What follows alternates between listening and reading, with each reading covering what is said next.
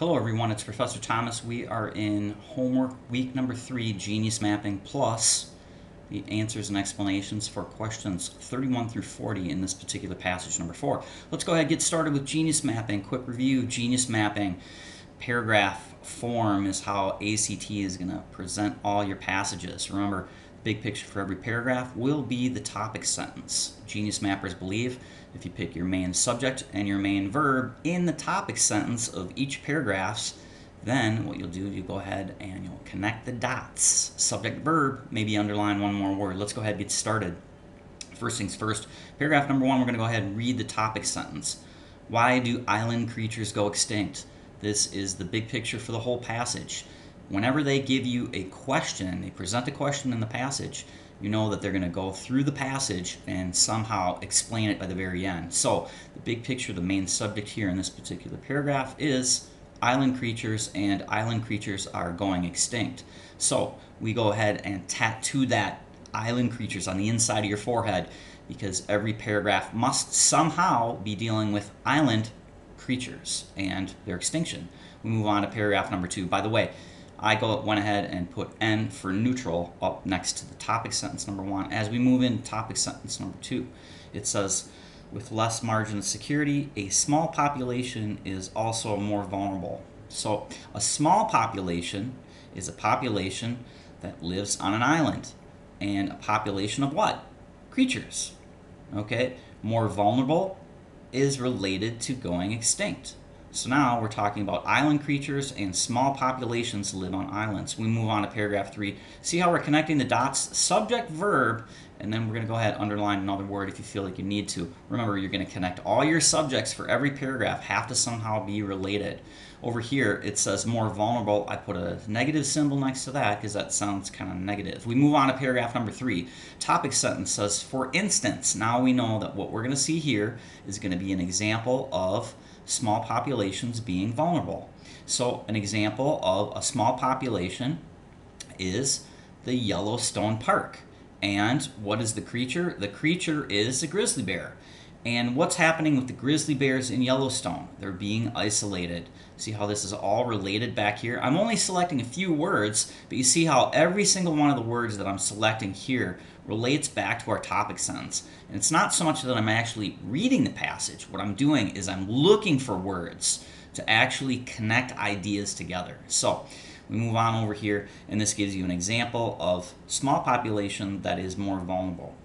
We move on to paragraph number 3. Of course, you could go ahead and you could put a negative symbol over here, since this is an example of the previous paragraph topic sentence. When we moved on to the next paragraph, we see it says an important corollary island syndrome is small islands generally support fewer species. Okay, so first things first, I'm looking for something that says island. Oh, island syndrome. Small populations live on islands. And when small populations live on islands, they have a tendency to be vulnerable. Here it says small islands as well. Support fewer species. See how we're all on the same track here? We're continuing on with the same theme over here. Small populations are vulnerable. They have a tendency to go extinct easier than larger populations. That makes common sense. We come over here, we see a negative symbol next to this particular topic sentence. We move on. We go to the next paragraph. It says, all of this carries implications for the national parks, designated wilderness, life refuges, blah, blah, blah, blah, blah, blah, blah, blah. Okay, so we're looking for the main theme up here, which we said was island creatures going extinct. Okay, an island is a small population. When you come over here, you see that a designated wilderness is a small piece of land that the government will say, okay, this is an isolated area only for these animals. Okay, so that's kind of like an island. Landscape set aside, that's another Scooby-Doo or rewording for the same thing that we're talking about before, island syndrome. Forms of protected nature, natural landscape. Okay, it's the same thing. We're talking about the same thing here. So we move on, go ahead, put a negative symbol next to that. Whenever you see the word but yet or however, just for purposes of coming back to the questions, I always go ahead and put a circle around that word, because that is going to shift a change. This and this will be opposite of each other. So make sure that whenever you see the word but yet or however, go ahead, put a circle around it for later. Let's move on to the last paragraph. The last paragraph topic sentence says, sometimes it's only temporary. insularized populations go extinct, even when the island is protected by the act of Congress. So they're talking about isolated populations, which is kind of like an island, and it says even when they're protected, they still have a tendency to go extinct.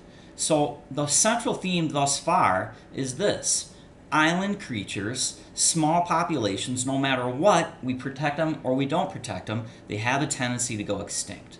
That's the central theme for all the way through the whole passage so far. Now we come down to the next paragraph here. It says, the red fox is missing from blah, blah, blah, blah, blah. The minx is gone from blah, blah, blah. These are all examples of populations that are small that are protected by an act of Congress, but they still have gone extinct or are going extinct.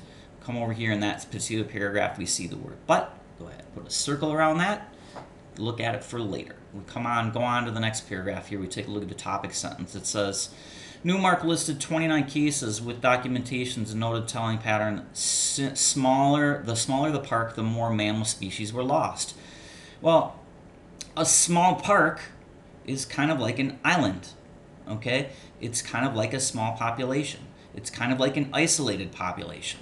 So we're talking about the same thing. It's saying smaller parks have more mammal species that are lost. You can tell that this is negative right away.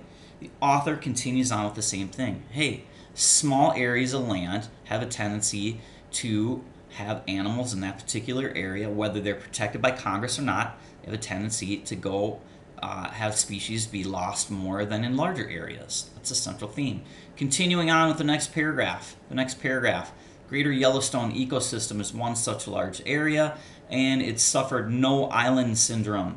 So once again, we have island syndrome. We have the particular island, which is Yellowstone here, which is a larger area. And now here's what it says here. It says there's no island syndrome. So that means that it hasn't lost any species. So now you see that this is a counter argument against the author's main argument here. So we're trying to say, okay, so maybe populations don't go extinct when they're isolated. Then we come over here and we see the magic word but. Remember, the author's argument thus far is this: small populations are more vulnerable. Small populations, whether they're isolated or not, have a tendency to go extinct. We come over here and see the word but.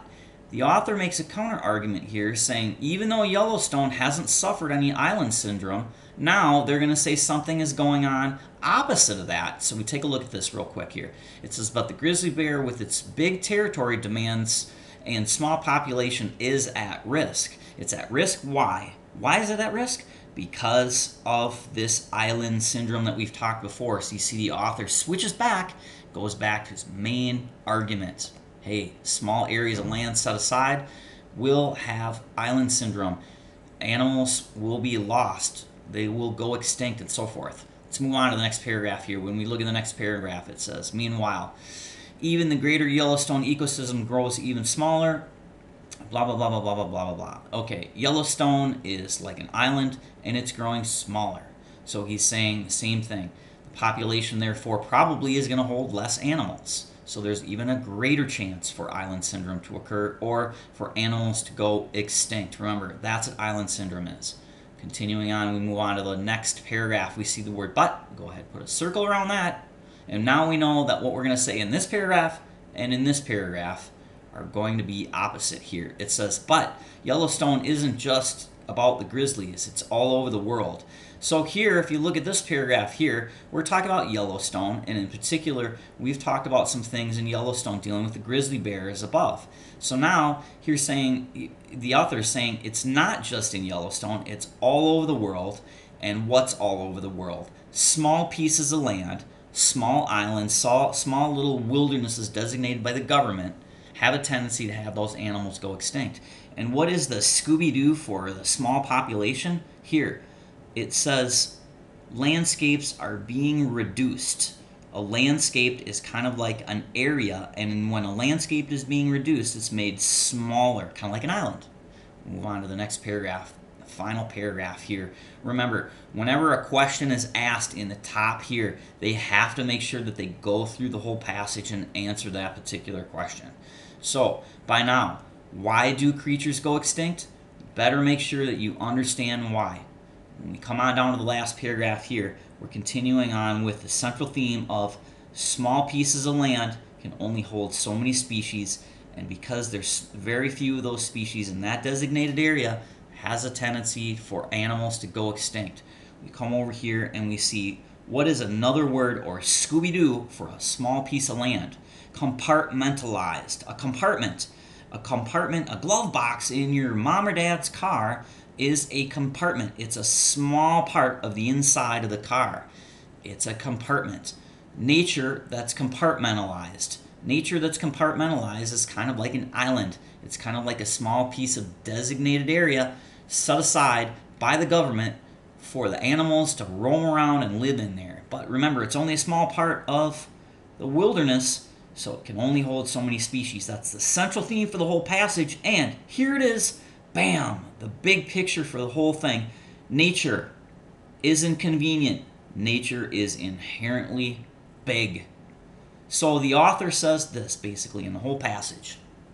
Hey, nature is big. When you set aside some small areas of land, you make a little island for them, you make a little refuge, there's going to be problems. That's not the greatest way to actually help animals continue on without going extinct and so forth. There you have it. The answers are to follow in the next video. Remember, the central theme for this whole passage, if you look over here, you see there's quite a few negative signs over there. We'll go on and take a quick break here, and we'll look at the questions next.